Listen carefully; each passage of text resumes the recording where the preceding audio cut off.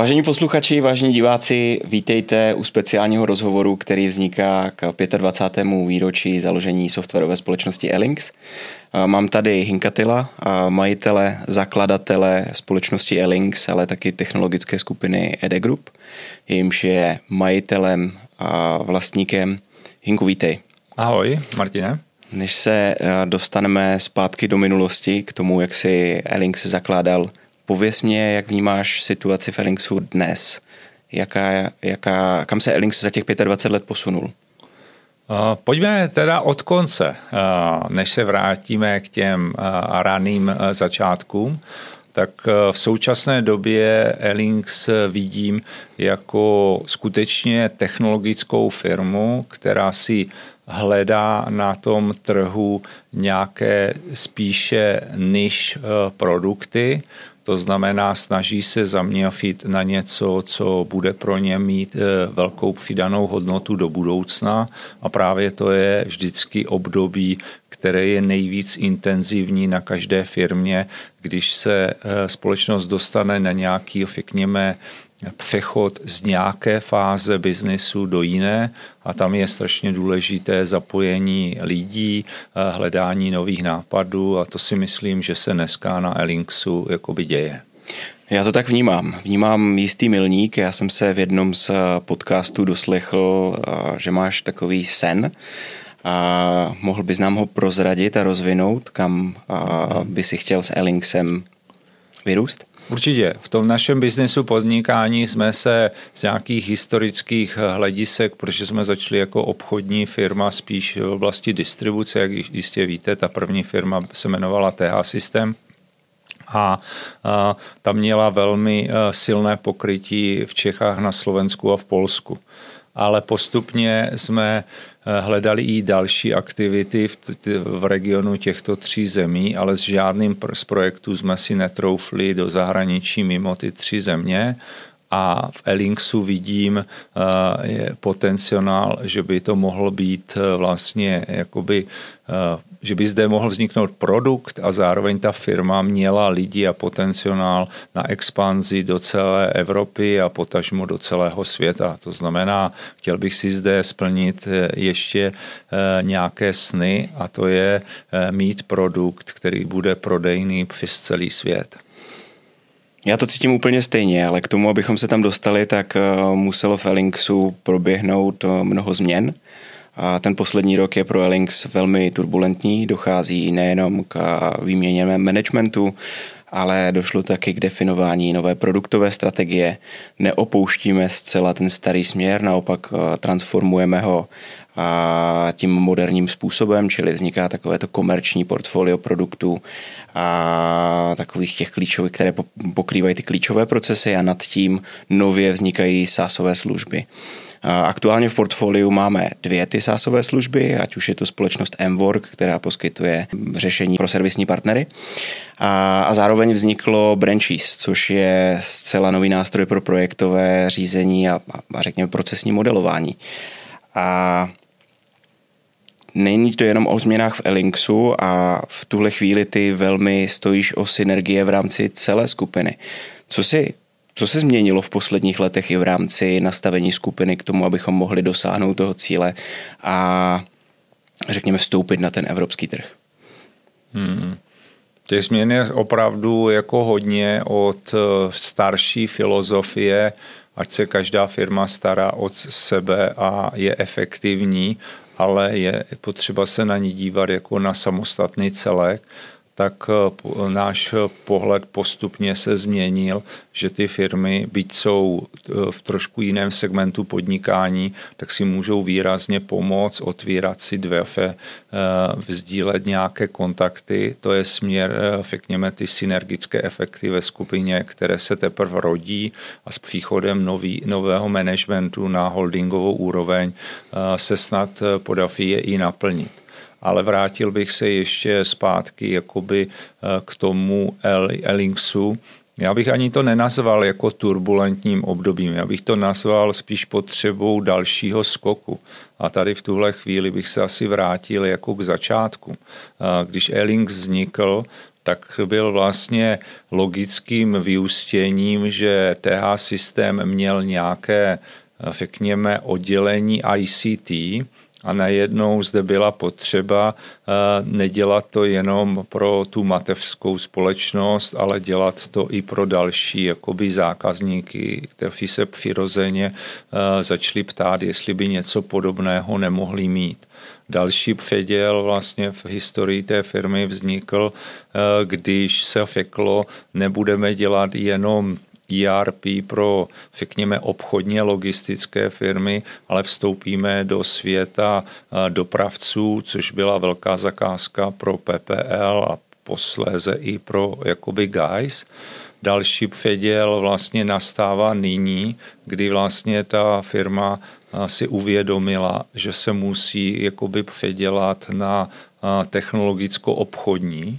A to asi bych tady jakoby zdůraznil, že jestli se v minulosti před příchodem tebe, Martine, něco podcenilo, nebo tebe a nového managementu, tak je, že dneska už technologie se neprodávají jak v 90. letech, tak trošku jako sami. Na trhu je spoustu technologií a je si třeba uvědomit, že i dneska i technologická firma je propojením obchodu, marketingu, technologie, vlastně konzultingu a vlastně ta disciplína je mnohem složitější a navíc náročná na čas. Tím faktorem dneska, který hýbe tím biznisem, je faktor času. Kdo s nějakou věcí přijde příliš pozdě, tak už je to místo naplněno jakoby konkurencí. Takže vrátím se tímhle, řekněme, malým historickým vlastně pohledem Elinksu e-holdingu. E-holding si hledá vlastně v té seskupení firem nějakou další evoluční cestu a tou evoluční cestou, já tomu říkám vlastně jakoby obchodní organizace 2.0, trošku po vzoru Průmysl 4.0 a to je organizace, která dokáže vlastně pracovat na více vertikálách, dokáže propojovat marketing, obchod, technologie. Je to vlastně nějaký vyšší stupeň jakoby obchodu a v tomhle by Elinks v té skládačce měl hrát klíčovou roli, protože minimálně vyvíjí 2 produkty, které z mého pohledu na trhu chybí a pokud se propojí právě obchod a ty technologie, tak určitě budou mít úspěch. Zůstaňme ještě chvilku v minulosti. To je velmi zajímavé, co popisuješ. Když jsi zakládal Elinks v roce 99 a mně bylo 14, vrcholem bylo ICQ a pálili jsme CDčka, abychom si vydělali na své první mobilní telefony. Tehdy jsem měl Siemens C35. A jaký je tvůj vztah k technologiím a jak se v průběhu těch 25 let případně tvůj vztah proměnil a jaké vnímáš další trendy? Mm-hmm. Tak já už vlastně s technologiemi žiju možná od svých 13-14 let, kdy jsem jako malé dítě začal docházet na tady v Ostravě podnik výpočetní techniky, tenkrát OKD, kde měli jako jeden z mála podniků originál IBM počítače, což pro mě bylo takové jako něco jako zjevení, protože ty počítače, které měly nižší výkon než dneska nejslabší mobil, zabírali několik sálů a vlastně potřebovali spoustu personálu. Pracovalo se tam, že data se ukládaly už tenkrát teda na velké disky nebo pásky, programy se tam dávaly na štítky. A od těchto, řekněme, dřevních dob technologií jsem se postupně dopracoval ke svému osobnímu počítači ZX Spectrum, což byl vlastně ještě před revolucí fenomén, který se nějakou cestou mi zde podařilo dovést jako z Velké Británie a postupně jsem vlastně jako studoval na gymnáziu s rozšířenou možností programovat až po vysokou školu. Nicméně mě, a teď bych řekl ten zlom, do jisté doby jsem si myslel, že budu spíš vývojář, ať už ve strojovém kódu nebo databázový, tam jsem ještě nebyl úplně jakoby vyhraněný, protože jsem dělal na obou větvích, ale od jisté chvíle jsem začal být manažer a tam jsem si uvědomil, že ten technologický background je super, musím si ho furt jako udržovat aspoň v té obecné rovině pro hledání vizí, ale manažerská role je víc o tom najít lidi, najít nějaké cíle, hledat příležitosti a dělat ten obchod. A vracím se k něčemu, že z programátora se musel stát obchodník a v podstatě dneska mám představu i takovou, že de facto na dobrých organizacích každý prodává. Že nemůže být nikdo na organizaci, který by to nedělal s cílem, že na konci ten produkt musíme někomu prodat, protože pokud my máme zákazníka, který nám platí, tak roste i organizace. Já s tím naprosto souhlasím. Já jsem schválně udělal to okénko do minulosti, protože si opravdu vzpomenu na momenty, kdy jsem dostal první mobilní telefon, kdy jsem vypálil první CDčko, kdy jsem nainstaloval ICQ a začal komunikovat. Nicméně v průběhu těch 25 let se ta technologie stala, řekl bych, dostupná téměř komukoliv. A takových těch opravdu fanoušků kolem mě ubylo. Lidé si na tu technologii zvykli, berou ji jako samozřejmou a najednou přemýšlí, jak ji zjednodušit a případně ještě rozšířit mezi široké, řekněme, publikum, aby přinášela skutečně přidanou hodnotu. Jak vnímáš ty ten posun z toho obchodního pohledu? Co dneska ocení zákazník oproti, řekněme, době před těmi 25 lety? Já myslím, že je to vidět na trendu na všech těch firmách, které ve skupině máme, ať už jsou to ty hodně, řekněme, na high-end produkty, jako je DNS, která prodává velmi špičkové servery, datové pole, ať už je to Elinx, ať už je to v tom, řekněme, spotřebním elektronice nebo ICT, EDčko, ať už je to prostě digitální marketing. Já za poslední dobou cítím silný trend, že významná část společnosti se nezajímá, z jakých technologií je to tvořeno, ale chce mít i řešení, které nainstaluje rychle, jednoduše a vyřeší jejich problém. Vždycky to zbude určitá skupina technologických, ať už nadšenců, anebo lidí, kteří tohleto vyvíjí. Ale myslím, že nás čeká změna uvažování, že dal bych to na příkladu. V minulosti stačilo, když se napsal program, který splňoval funkcionalitu, který chce zákazník. Dneska zákazník očekává, že to bude pěkné, jednoduché, že se mu v tom bude jakoby komfortně pracovat. To znamená, bude to řešit jeho problém, jeho službu. A jak už to na pozadí ta technologická firma udělá, to už trošku nechává na té firmě, pokud je kvalitní. A já tomu říkám, že v minulosti software vyvíjeli inženýři, dneska ho musí vyvíjet skupina inženýrů, designérů, lidí v podstatě přemýšlející jako konzultant, co vlastně ten zákazník chtěl řešit. To znamená, zase stalo se to uživatelsky jednodušší, ale ono to vypadá jednodušší. Ono je to vlastně ve své podstatě daleko sofistikovanější, protože člověk si z firmy, když něco dodává zákazníkovi, musí projít daleko víc scénářů, při kterých to ten uživatel jakoby využívá. To znamená, ta přidaná hodnota právě vzniká, když ten program je ve všech aspektech ten, který tomu zákazníkovi pomůže. Protože každá firma dneska tlačí na zvýšení produktivity práce, protože je to prostě diktát ekonomiky. Když se ekonomika mění rychleji, vlastně je tu inflace, tak i firmy musí zrychlit a musí být efektivnější. A v tomhle si myslím, že ta část technologická se musí změnit zcela výrazně právě ve prospěch toho zákazníka. Ty jsi žil nějakou dobu ve Spojených státech. Máš možnost srovnávat Spojené státy, Česká republika. To, co jsi právě popsal, tak ve mně hodně silně rezonuje. Konec konců máme tady produkty typu Netflix a Spotify, které jsou takzvaně na klik a uživatelé si je oblíbili právě pro jejich jednoduchost a okamžité dodání přidané hodnoty. Když srovnáš nastavení populace v rámci toho západního světa, konkrétně Spojených států a České republiky, jak je na tom tvými slovy a z tvého pohledu Česká republika dnes? Je připravena na to absorbovat tu technologii způsobem, který jsi popsal? Myslím, že ano, že dneska se vnímání českých uživatelů výrazně právě změnilo díky vstupu těch fenoménů, jako je Office 365, myšleno ten onlineový, jako je Netflix, jako jsou další produkty, které jsou provozovány jako SaaS služba.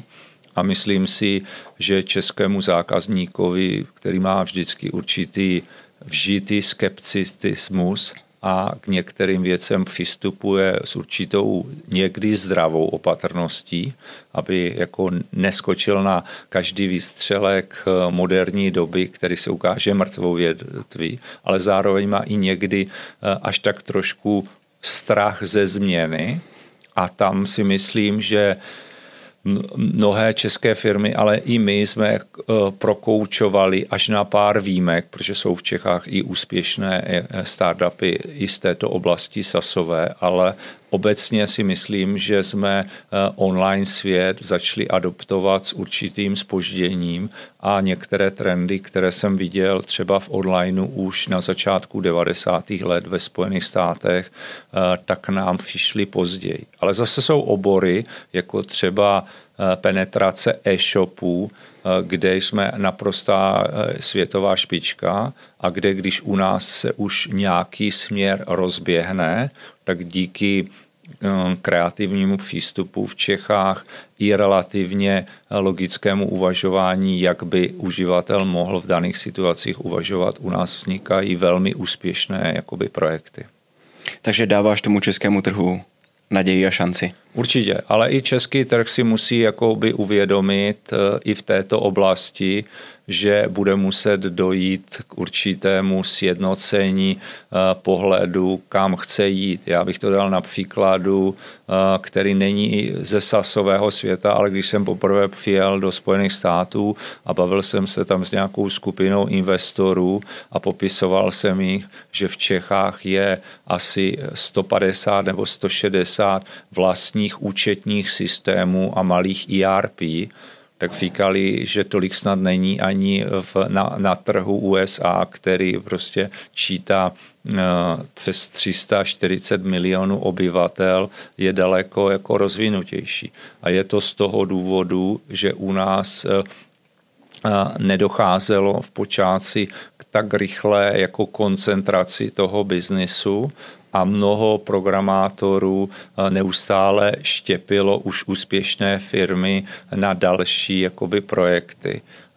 Takže vznikla taková na jedné straně obrovská líheň dalších a dalších firm, ale na druhé straně tahle ta šikování se za nějakou jednou vizi silnější firmy vedlo, že nevzniklo tolik projektů, které by se třeba s tak velkým potenciálem programátorů mohly prosadit do celého světa.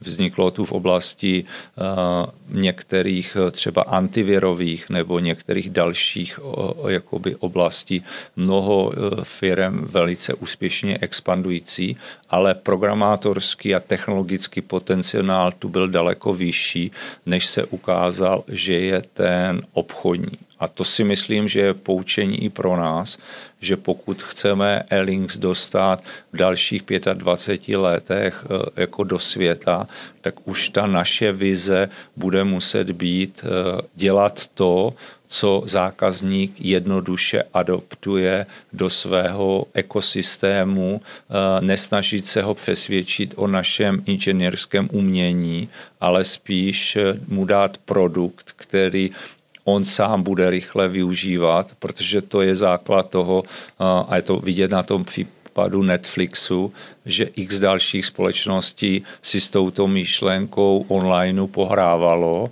ale ten Netflix tím, jak to udělal velmi jednoduché, ale zároveň na pozadí velmi sofistikované, tak velmi rychle ovládl významnou část toho trhu.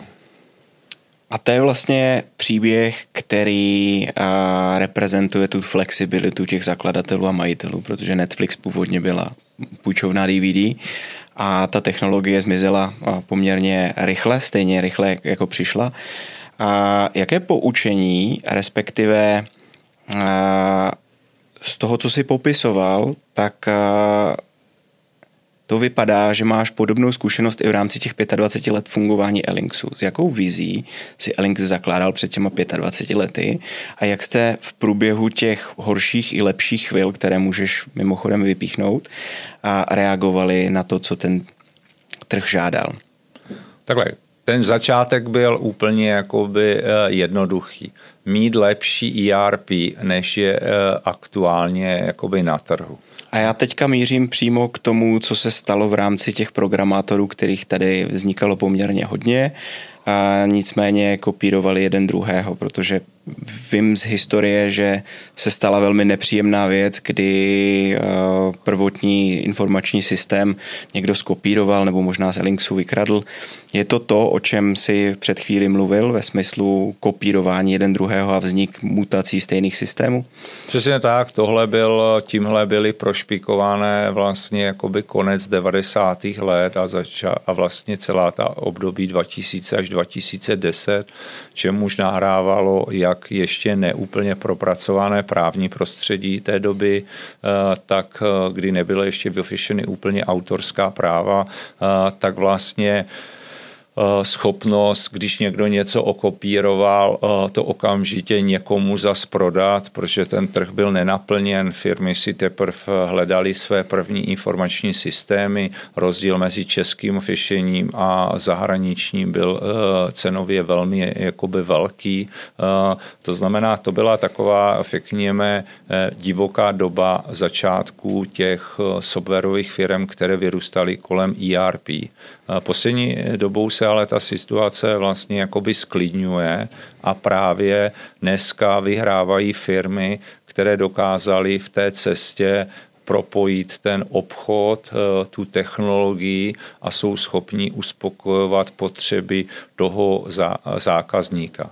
A já si myslím, že přichází ještě další doba a na tu právě bych chtěl připravit Airlinks, že bude doba, kdy pro nás nebude vlastně vůbec ani ostudou, naopak nutností integrovat produkty, který ten zákazník už má, protože ne ze vším chce migrovat na něco nového, byť by to bylo skvělé, ale že budeme spíš něco, čemu se teď moderně v zahraničí říká, orchestrovat vlastně spolupráci s tím zákazníkem a dalšími subdodavateli a dodáme mu nějaké softwary, komponenty, díky kterým on, myšleno ten zákazník, vyroste zase jakoby výš. A že budeme hledat spíš nišové produkty s vysokou přidanou hodnotou. To je asi to nejdůležitější, na čem pracuji se současným managementem, to je najít novou vizi Airlinksu, právě která by byla trošku víc unikátní než na začátku, kdy jsme sice dělali špičkový ERP systém a dál ho udržujeme pro skupinu ED systém a několik dalších zákazníků, kdy jsme dělali špičkovou logistiku.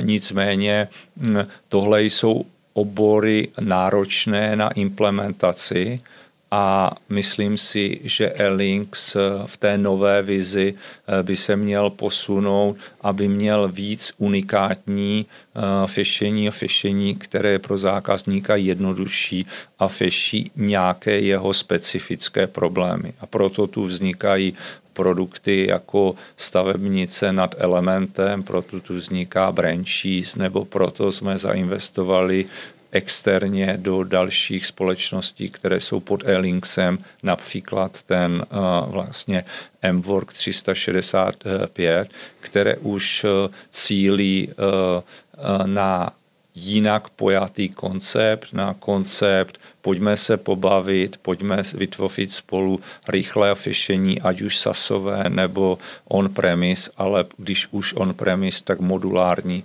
poskládané prostě z nějakých malých softwarových částí, tak aby všechno se odehrávalo vlastně jakoby v čase. Že si třeba uvědomit, že v 90. letech zákazník na něco měl projekt 2 roky a pak očekával jako nasazení, tak v současné době zákazník, pokud něco přesáhne horizont 4 roku, tak má pocit, že je to vlastně jakoby příliš jako dlouhá doba na řešení jeho problému.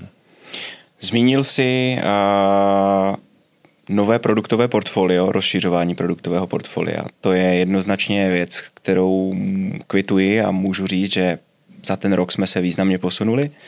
A zmínil si stavebnici Elementu a já to doplním ještě o novou oblast hardwareu, ať už to jsou e-skeny a ty e-rekony, které umí rozpoznávat pomocí umělé inteligence zboží na ploše a podobně. Souhlasím s tím, že rozšiřujeme portfolio o řešení specifických problémů, které jsme schopni nasazovat rychle. Nicméně v nedávném rozhovoru s magazínem Patriot si uvedl svůj hobby koníček, na místo nákupu drahých věcí si nakupuje startupy a zmínil si MWork. Jak vnímáš akvizice, jak přistupuješ k akvizicím? To je oblast, kterou se teprve učím. Nákup startupů a vůbec selektování startupů se ukazuje, že je vlastně velmi náročná disciplína, protože z mnoha startupů je statisticky dokázáno, že jenom velmi, velmi malé procento se propracuje do úspěšné firmy. Někde ta statistika je neúprosná, říkají 1 z 10. Přesně tak. Při nejlepším možném řízení se říká, že špičkové firmy, které na to mají týmy, dokážou třeba ten poměr zlepšit na 1:3. Ale statistika obecně říká, že jenom 10% firem zakladatelů uspěje a přežije nějakou periodu 5 až 10 let, z čehož vlastně vyplývá to, že ne každý projekt se stane komerčně úspěšný a zde vůbec nezáleží na technologii, zde vůbec nezáleží na úvodní jakoby myšlence. Je to soubor mnoha věcí od dobré vize po dobrý management, po někoho, kdo prostě moc chce překonat překážky technologické vyspělosti. V podstatě překonat startup je něco jako vychovat dítě.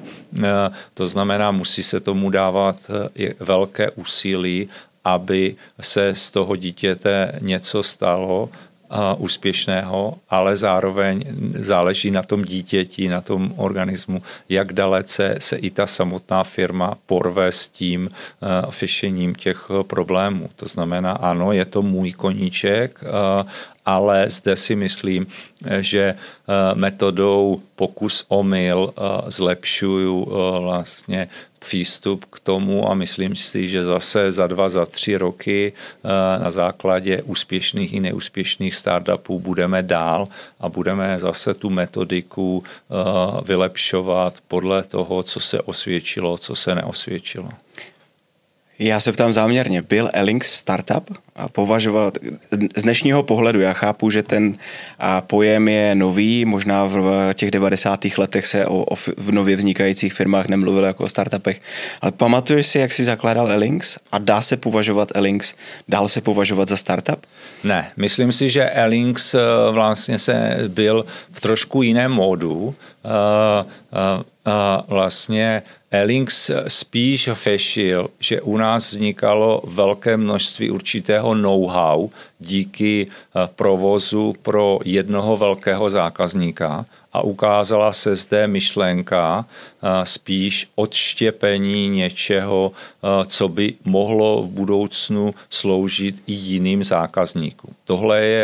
Airlinks je pravděpodobně jiný typ biznisu, než že by někdo na zelené louce si načrtl nějaký projekt. Tohle je nějaké know-how, které v sobě měl TH Systém, který v té době byl velmi úspěšný v distribuci, sám měl nějaké potřeby a najednou vlastně určitá skupina lidí uvnitř té firmy cítila, že toto know-how je prodejné i jiným vlastně jakoby zákazníkům. Takže spíš bych řekl, že Airlinks je produktem skupiny našich firem, jejich vyčleněním a specializace do určitého, řekněme, prostoru, tak aby lidé dostali větší prostor se rozvíjet samostatně a nebyli svázáni s distribučním biznesem. Co znamená, prosím tě, název Airlinks? To znamená, to už nikdo ani jako neví. Dneska tím, že máme na konci X, tak bychom skoro mohli říct, že jsme předběhli jakoby Muska. To znamená, doufám, že náš řídící systém časem bude tak úspěšný a poletí jako kolonizovat vesmír, ale vzniklo to jednoduše, vzniklo to jako E-Link, jako elektronická komunikace a pak jsme řekli, že by to mělo dostat ještě nějaké takové mystično, tak jsme k tomu přidali X. Nevím, jestli jsme byli ovlivněni seriálem americkým Akta X nebo něčím takovým, ale připadalo nám to tenkrát velmi zajímavé, že to nebude jenom E-Link, ale dali jsme tam X. Ale pak mi vlastně někdo říkal, že to bylo dobře, protože vlastně EDčko vyrábělo i než vyrábělo pod značkou Lynx, tak vlastně dělalo i nějaké počítače, které vlastně jakoby lepily nálepkou E-Link, takže možná to bylo i z důvodu odlišit se od hardwareové části. Přiznám se, že tohle už asi zůstane vždycky jako neúplně 100% jako dochovaný příběh a bude se muset hledat vlastně archeologové ještě v mnoha análech, jestli se k tomu něco nepodaří najít, proč se tam to X jako dodalo. Ale z dnešního pohledu se mi zdá, že to bylo velice správné rozhodnutí, protože firmy s X na konci jsou docela úspěšné. A lidé mají rádi tajemství, takže když to necháme obestřeno tajemstvím, tak to bude o to víc atraktivní. A jeden nejvíc úspěšný moment v historii Airlinksu a zároveň jeden největší fail, který bys nechtěl zopakovat. Určitě. Tak asi nejvíc jako úspěch, který byl jednorázový a vytvořil vlastně jeden z nejzdravějších streamů, co se týká biznesu na Airlinksu, bylo vlastně podepsání zakázky z PPL. To bylo zcela jako klíčové pro osamostatněný Airlinks, kdy si troufli na úplně nový směr, kde jsme vlastně z firmy, která víceméně dělala jen ERP a VMS, najednou vstoupili do úplně nového segmentu. Vyžadovalo to odvahu, vyžadovalo to posunout se někde úplně jinam, nastavit úplně jinak myšlení. Byla to velmi náročná zakázka, která se musela realizovat velice rychle, ale měla kromě úspěchu pro nás i obrovský úspěch pro zakladatele z PPL, kteří díky tomu tu firmu prodali za významně vyšší cenu, než by ji prodali bez úspěšného systému. To znamená, to považuji z těch historických dob za největší vlastně jakoby success. A zase, kdybych měl říct největší propadák, tak jsme tu vyvinuli systém, který byl vlastně víceméně z 90% hotový, který měl být vlastně nějakou malou verzí ERP, do kterého jsme investovali spoustu peněz a který v podstatě z nějakého pro mě záhadného důvodu se ze strachu managementu ho dodělat, nadstavit nad ním obchodní procesy, v podstatě povzbyl a povzbyla se celá investice a ne kvůli tomu, že ten produkt by se nedal provozovat, ale právě proto, že hned od začátku se nepřemýšlelo, že se v určité fázi musí testovat na reálném zákazníkovi, že musí mít připravený obchodní model. To znamená, to pro mě je asi obrovské poučení a tam už jsem si začal vlastně všímat, že Alinx nemůže zůstat jenom technologickou firmou, ale musí si vybudovat významně silnější marketingové obchodní oddělení, musí mít kolem sebe i nějaké externí konzultanty, kteří budou přinášet informace, jak to v daném odvětví funguje a že se ta firma bude muset výrazně změnit, protože napsat jenom nějaký nový software v podstatě z dnešního pohledu nic neznamená. Jak tomu napomůže vznik technologické skupiny? Protože o ED Group přemýšlíš ty nejenom jako o té softwarové části, ale historicky je tam distribuce a nově taky digitální marketing. Jak přemýšlíš o tom, že tomu pomůže síla celého toho holdingu? Určitě, jako vemte si, že jestli je tam nějakých 750 lidí, každý má někde nějaké kontakty, každý vidí jako nějaké potřeby zákazníkům, tak mým cílem je, že během 2 až 3 let se při tom vytváření z té technologické skupiny vzniknou nějaké streamy potřeb zákazníků, na kterých budeme komerčně pracovat. To znamená, tím, jak ty firmy právě fungovaly hodně osamoceně, tak nedokázali jakékoliv příležitosti, které vidí na trhu, přenést na někoho jiného ze skupiny. A tam já vidím, že spoustu zákazníků dneska řeší spoustu problémů a v podstatě nemají zde na českém trhu tolik subjektů, které by mohly svést nějakou tu orchestraci. To znamená, že budou schopni být garantem jak, řekněme, toho hardwarového řešení, tak softwarového, tak i jejich potřeb digitálního marketingu, ale může se ukázat, že na té cestě do té technologické skládačky jako ED Invest Group, technologický vlastně partner, budeme muset přijmout i třeba nějaké další specializované firmy, tak abychom vyplnili tu potřebu toho zákazníka. Měl jsem tady otázku na tvé mladší já, co bys udělal v minulosti jinak, pokud něco, ale já ji nepoložím. A namísto toho se zeptám na dnešní stav, protože si popsal, kam míříme, nejenom v rámci technologické skupiny, ale kam by se měl přetvořit i Alinx. Co k tomu budeme potřebovat?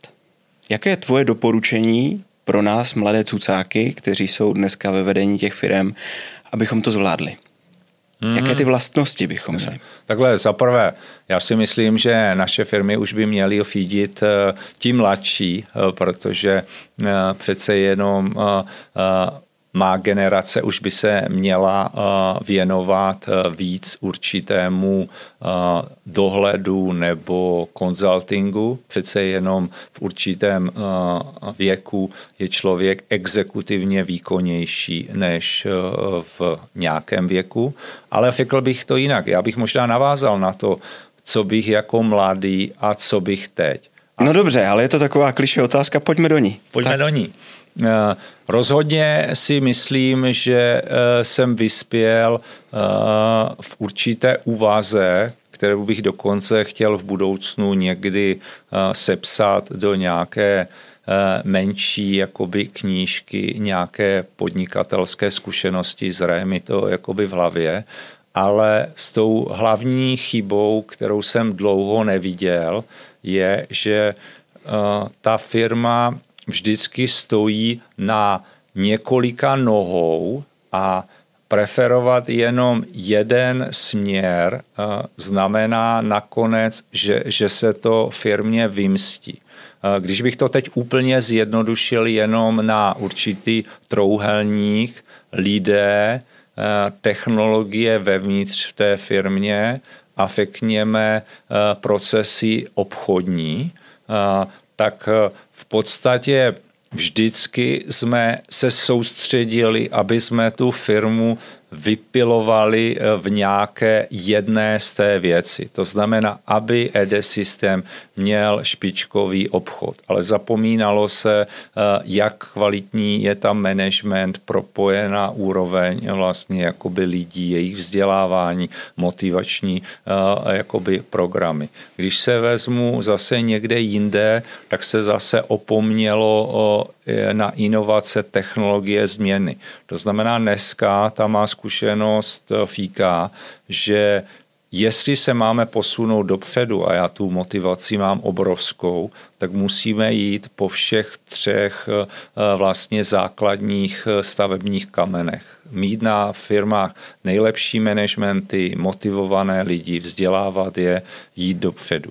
Mít strašně silný obchod, vlastně marketing, všechno, co nám umožní vlastně ty věci efektivně jakoby prodat, ptát se zákazníků, co potřebují, hledat tam ty příležitosti. A zároveň musíme mít i tu třetí nohu, pokud to budeme dělat neefektivně, pokud nebudeme měřit neustále data, jak jsme efektivní, co dělají naši konkurenti, srovnávat to, tak zase nebudeme dělat ty správné a efektivní procesy. To znamená, moje doporučení všem firmám naším ve skupině je, pojďme mít takové managementy, které budou rozvíjet ty firmy ve všech těch třech oblastech. Nejdůležitější vlastnost pro výkonné ředitele z tvého pohledu A1? Určitě nemít strach.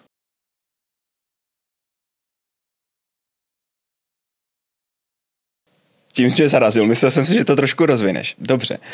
A co bys popřál Elinksu k dalším 25 letům a jeho existence?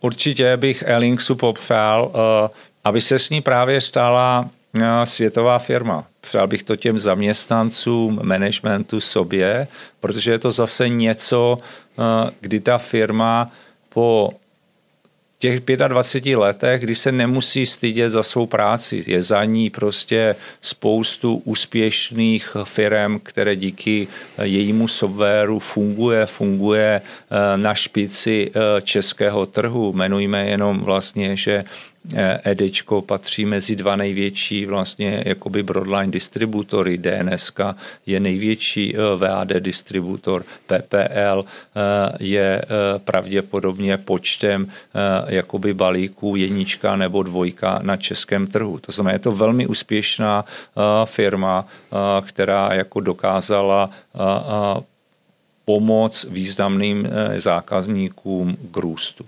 Na druhé straně dneska ten Elinks je, řekněme, tak dobrý, že by si zasloužil skoncentrovat to své úsilí, aby právě vyrazil do té Evropy světa a aby na 1-2 produktech vlastně prorazil a tím vytvořil v dalších 25 letech úplně novou větev, která by už necílila jenom na český trh, ale která by cílila na jakéhokoliv zákazníka na světě, který prostě využije tento software, tyto technologie, které vyvíjíme, a to je mé přání, aby vlastně lidé viděli, zaměstnanci, zákazníci v té firmě obrovský potenciál, který se tu jakoby hromadí v podpalubí a kterému třeba v minulosti chyběl ten neúplně dokonalý obchod, nebo ne někdy třeba správná práce